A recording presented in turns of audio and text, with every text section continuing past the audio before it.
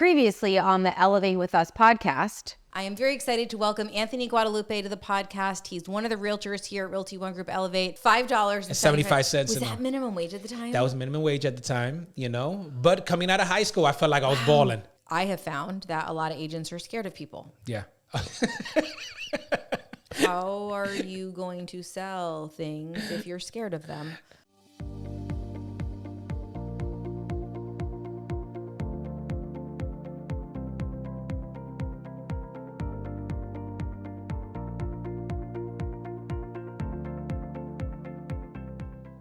I have never calculated how much time I've spent with a customer.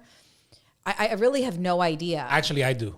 You do? You like write? You keep notes on it? That's only because Justin Petrucci, what's up, man? When I Who's first Justin Petrucci? He runs his own brokerage by Beach State Realty, I think it is. It's called. I'm sorry if I jacked that up.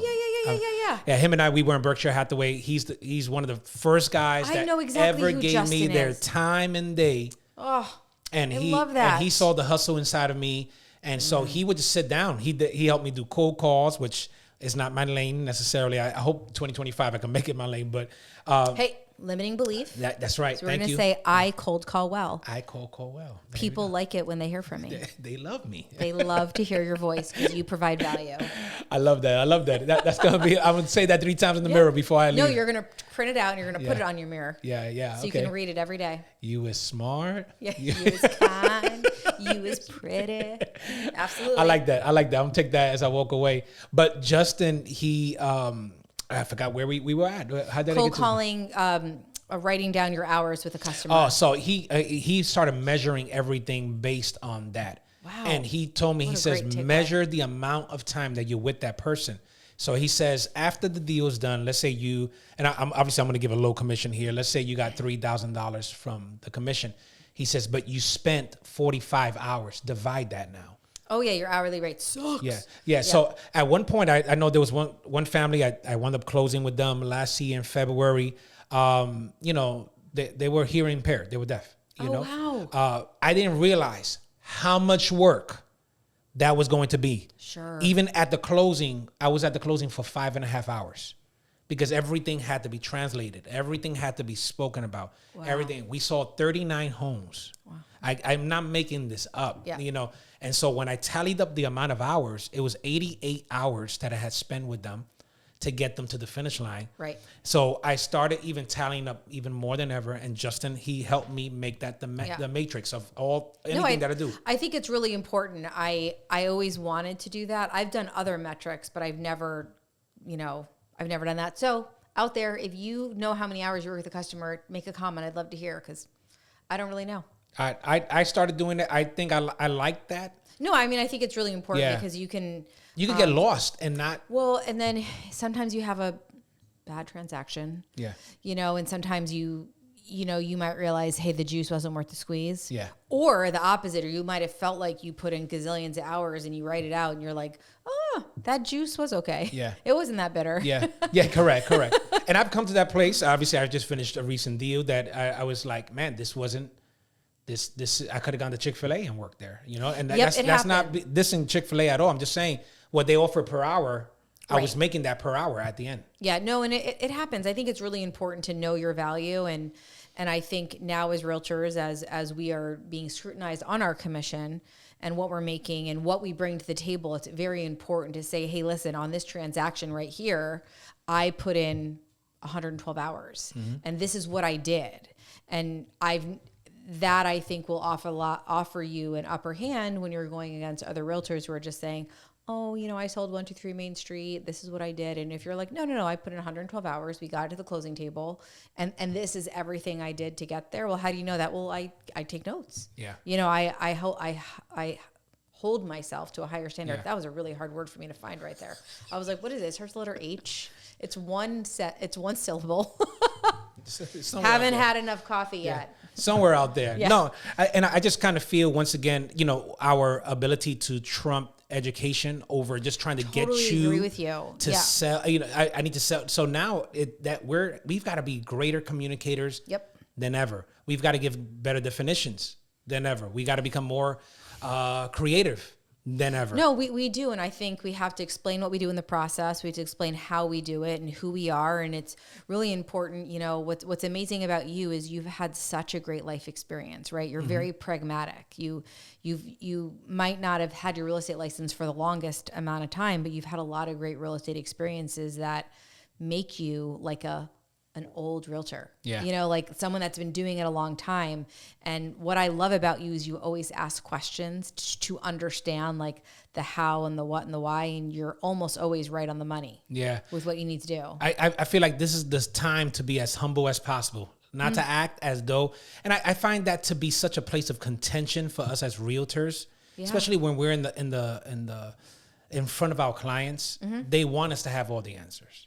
They want it. I'm telling you, we're the only industry that gets scrutinized on the level that we do, because if the doctor comes to you and says, well, let me get back to you, they're not questioned. You know, as a realtor, if you don't answer immediately sometimes, well, it looks like you don't know what you're saying.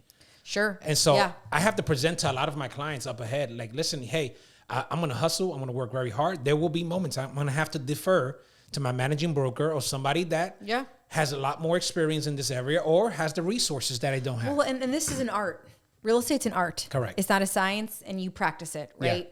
It is not a one-stop shop, one size fits all. There's, you know, different scenarios. And I think that's a really, really hard platform for a lot of people to be in, is to not say, if this happens, I go here. And if this does this. When I ran a real estate team and I would bring on new realtors or realtors that were struggling, they always wanted like a playbook. Yeah. And I put one together, but it was like a flow chart. Yeah. You know, like you go under contract, what do you do next? Well, is it new construction? Is it resale? How many days to close? What kind of loan? Is it cash? Correct. Right? If it's a cash transaction versus a loan, the playbook's completely different. So, you know, this flow chart looked like I did it when I was on meth. Right? It was like arrows everywhere. Go here, go here, go here, go here. And then don't forget, oh, is it built before 1978? You know, make Correct. Sure you have this. You know, there's all these things. And that's really, really hard for people, because people want, I do this, and I do that. Yeah. And that's what customers want too. And it's not a one size fit all type of situation. And customers don't like that. They want, boop. Yeah. And I think that's a theory that we have to start debunking from those that are considered clients and from the public hindsight. You know, you talk about like, we don't show enough of our clients about the backlog of things. You Correct. know? Yes. I think and I don't know if this is an idea for the future, but like if we started like really recording, and hey, Kyle, I know you're out there, you know, so started really recording some of the stuff that we go through. They'll behind be so scared. Like, no, because it's, you probably recruit less people, I understand. But, you know, to really, because I started thinking about that, because, you know, I was able to make it to the $1 Million Club. Hey, woo, woo. You know, so I was excited for that, you know, and I said, wow, this is great. And everybody's congratulating me through social media. And I'm like, this is great. They have no idea the hell I went through. No. To get to this place. And it just looks like I'm money bags behind the scenes. Right. Because I'm just showing them the crown I got. I'm not showing them the cross I carried. Correct. No, I mean, when this all was really coming about, and this whole, you know, commission disaster and whatnot, I really said, this is because we as agents hid from the public what we do. Yeah. They have no idea what we did to get there. And we did it intentionally, right? Because we didn't want them to be scared. Can you imagine if every time there was a little bump, you called your customer? Anxiety, stress. I mean, you'd be calling them 97 times a day. I mean, Strokes. No one would buy a house. It'd be really, because there's a lot of things that come up, and sometimes you know the answer already because you've already had a conversation with your customer about that. But we've tried to make the situation feel seamless, and in that I think we cause a lot of other problems. But you know, it is what it is. So now you've been in real estate for roughly 4 years, or 3.5. 3.5 years. Yeah. And what do you think sets you apart from the crowd? I mean, I know it's definitely your hustle. You know, I love some of the things you do at open houses. You know, you're like literally flag people down in the street. You know, I mean, I think that's a little bit of the New York in you. Yeah, 1,000%. Which I think is awesome. I mean, you probably alarm some Floridians out there. Quite a bit. I've been chased out of one neighborhood. That's awesome. Yes. Kudos to you. I mean, I always say, like, if you're not pissing off enough. Kudos to that 77-year-old man that kept up with me. Oh, I was starting to gun it. And I was like, this dude is still behind me. Was this door knocking? Yeah, this was door knocking. Door knocking. So you were door knocking in St. Johns County? I was door knocking in St. Johns County. Hey. And some guy chased you down? I wound up opening up the door. Now, I have it because I'm from Brooklyn. I already know some of the perceptions that could be put out there. So whenever I knock, I step back 5 paces, right? You know, just in case they have a shotgun, anything of that, you know. You got 5 paces ahead of them? Yeah, so I wound up, the moment this dude saw me, he immediately started telling me off. I didn't even get one word in. Okay. And then he was like, I need you to leave the area. I said, okay, well, I'll head back to my car. He was like, I'm going to make sure you get to your car. And I started speeding up. He started speeding up. And I was parked like 2 blocks down. Oh my gosh. This was embarrassing. You know? But and so you might not know this, but Anthony is always dressed to the nines. Like always. You probably had some really nice dress shoes on. I was. And you were running in dress shoes. First of all, it was 88 degrees that day. I'll never forget it. Probably and low I had humidity. a suit on. The worst thing to do is door knocking with a black suit. I did that in Lincolnville. I was drenched by the end of it, but yes. So you're wearing a black suit. Black suit. It's 88 degrees, probably 97,000% humidity. Yes. You're wearing dress shoes and you're running down the streets in St. Johns County being chased by a 77-year-old man. Yeah. Man, do I wish we had this on tape. It'd be like such a good video. I'm telling you, that's content that we don't put out there. No. I'm telling you that, and I think some of the agents that are not thriving these days is because of the form of rejection that is experienced. They're afraid of that level. But door knocking, cold calling, those are some of the nature of of our business. I mean, the beauty of real estate is there's a million different places to get leads from. And that, at the same time, it's a dichotomy. That's the worst part of our business is you can feel really overwhelmed because we've now talked about open houses, door knocking, and cold calling. Correct. For sale by owners, which is like a version of cold calling. Expireds, your sphere, past customers, your friends, your family, online leads. There's so many places, but what you just said is the problem. Yeah. Agents are so afraid of people are going to say no to them. I think the new generation that's coming on up, they should all start off as salespeople because that will make them a tougher generation. No, they can't talk on the phone. But that's my point. Like put this new generation as salespeople so they can experience rejection, failure, and it will definitely toughen up their character for real life circumstances. So I make my kids. No offense to any of the parents there. Listen, I do gentle parenting. I don't. I make my kids like order at restaurants. Good. And they've gotten so much better at now. The poor kids, because when I was going through divorce, have seen every neighborhood in Duval and St. Johns County because they used to go see houses with me. And I would make them introduce themselves to my customers. That's great. I would make them look them in the eyes and shake hands. Love that. And my younger one has autism and has a speech issue. And unfortunately, he can't say R's. And the poor kid's name is Trevor. Okay. I failed as a parent. Clearly, I didn't know that when I named him. They wouldn't be able to say R's. And so, most people couldn't really understand him when he said his name. But, he just still did it every single time. And they can talk to other adults. They can order things. I love that. But kids can't. They are an anomaly.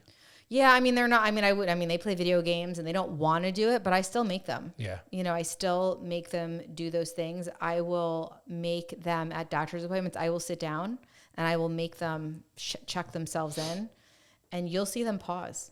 Like they have to take a deep breath. They're not ready for it. And gosh, how are you going to survive in life? Well, that is the concern of I'm serious. The course of this country in general. And we live in a world where people don't pick up the phone. No. They just text. Do you know I did a whole deal on text? Not because I wanted to, but the other agent refused to pick up one phone call. And she was the listing agent. I am not okay with that. I'm really not. I begged her. How do you negotiate effectively? I'm obsessed with negotiating. I really am. And I think I'm going to have an opportunity to teach a class locally on negotiations. And I'm really excited about it. And I've done a lot of research on it, and that we are always negotiating, right? Like you getting yourself out of bed to come here today was a negotiation with yourself, right? Which is kind of crazy to think about. But you can't effectively negotiate without hearing, right? Because when you read the text, if you say, let's go to the store. If you take that, let's go to the store. Let's go to the store. Yeah. Like those are totally different ways to say it, and you're going to respond differently. So without you hearing the inflection in her voice, I mean, it's better to negotiate in person, right? Because you got the body language, but you can hear people's body language through the phone. Like you can hear if someone's talking to you while smiling. Yeah. It's such a weird thing when you're like, oh my God, you're smiling while talking to me. I can hear it. So I hate that for you. Now, what I've been doing when I do speak to a listing agent, when I'm representing the buyer, I will thank the listing agent for picking up their phone. Hey, by the way, I know this seems so weird for me to thank you for, but thank you for picking up your phone. Thank you for being sweet. Thank you for being kind. Thank you for communicating. Thank you overall. From this point on, if you have anything else that you want to tell me, you can text it, email, or definitely call me. That sets the tone for the remaining portion of the deal. What a good piece of feedback for people. For me, it's just important. I don't understand. And once again, I don't know if this is just the Florida vibe or, if this is cross country but I don't get why agents are not picking up their phone. I think it's everywhere. I think it's like a culture thing, like not just in Florida. The COVID messed us up. I really think it has. I think it's ruined office culture. I think it's ruined a lot of things, is that people feel comfortable like FaceTiming, like it's in person or Zooming or whatever it is. And I think that person to person experience is so important. Correct. Like I love that as an office we meet in person, but then we have virtual options too. Yeah. I was talking to one of the agents last night, and she said, sometimes something I love about us is that we're hybrid. Yeah. And I never thought of it like that. I thought, shoot, we are hybrid because we do in person and Zoom. Because my goal is to meet you guys where you are. And if you're driving to an office, that might prevent you from going to an appointment. I may update my business card. You might be hybrid. Hybrid realtor. Hybrid realtor. There you go. Don't anyone take that from him. I love it. But some of those elements, like we were talking about open houses and door knocking and things of that nature, I've been doing it because I think I feel comfortable enough to say that when I came into the business, I really didn't know anything. Sure. So what do you mean? The class didn't teach you everything you needed to know? Yeah, that 63 or whatever it is, 60+ hour course. Whatever. That I don't use at this given point. And, well, of course I use it just in case anybody doesn't. Just the rules. Just all the rules. Florida rules. But in all reality, I find myself that I didn't come in with any habits. But I had to come in and form habits. Sure. I had to come in and start developing some new strategies, but still take so to kind of circle back to what you were asking, like what makes me a little bit different, yes, I got the Brooklyn hustle. Yeah, I have that. I have what, some people would consider a pastoral care heart, right? Right. I kind of blend the two, but at the same time, I'm not looking to, I think we have too many options out there as people where we don't put it all on the table. We're not giving our best. Sure. And for me, like, especially if you're going to be a realtor, you can't do this part-time. At least that's my personal opinion. I know there are people that do it. I know there are referral agents. I agree with you. I think it's very hard to do it successfully part-time, depending on what your team looks like. Correct. And what I mean by that is if you're in a brokerage or you have a friend in the brokerage that could help you when you need it, correct, then I think you can do it knowing you're never going to be a top correct, producer. Correct. Right. Correct. And whatever that means to you. I'm not saying it means correct, you're doing 12,000 million a year, but at some point, if you want to be there, you're going to have to take a leap of faith and leave your 9 to 5. I usually tell people, if you're going to do it part-time, then give full-time to part-time. Like absolutely. I find people doing part-time work. Like, then don't do that. But I feel like, what sets me apart is like, there's no plan B for me. I love it. Right? There's no plan. I don't know if you know. That speaks to my soul because that's me. I don't know if you know a little bit of history, and I'm going to jack up a little bit so all the historians, please don't crucify me. But, there was a man, I believe his last name was Cortez. He's going in to conquer a brand new land. He goes in with 600 men to conquer the land. The men start to freak out. We're not going to win this. Okay. Right? They decide to come up with a plan. Let's get back on the ships and retreat home. What does Cortez do? He burns all the ships down. We're not going back. This is our only choice. We're going to do this or we're going to die. We're going to go all the way in or we're not going in at all. And I feel like that was what sets me apart. Like, I don't have a plan B. I don't have millions in the bank. I'm not part of some luxurious family in the background. I don't have an estate fund or anything like that. No, I'm going to give my all.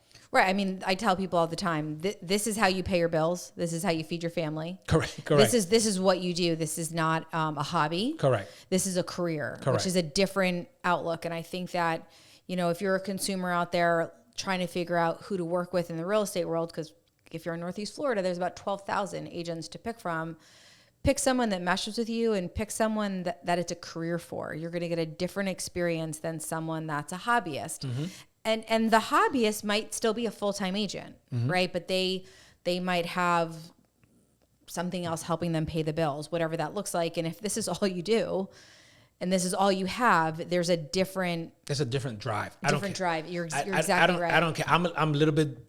I'm cut from a different thread. Yeah. And once again, it kind of plays into the background of the way I was raised. Yep.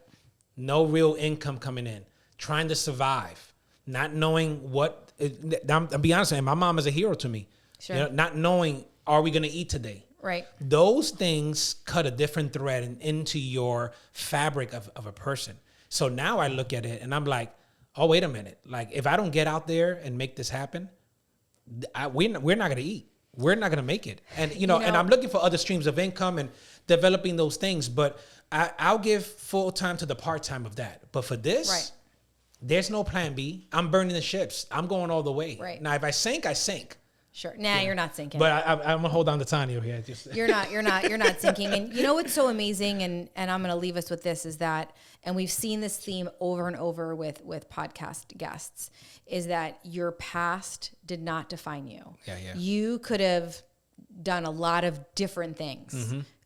You could have made a lot of bad choices. Yeah. You could have said, I was poor. Yeah.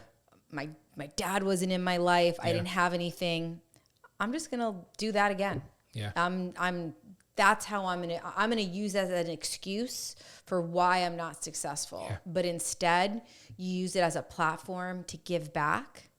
And because of that, you've had an immense amount of success. And that is absolutely amazing. Anthony, I so appreciate your time today. And we love having you a part of Realty One Group Elevate. You're amazing. Thank you, Tanya. You're an inspiration. Thank you. God bless everybody.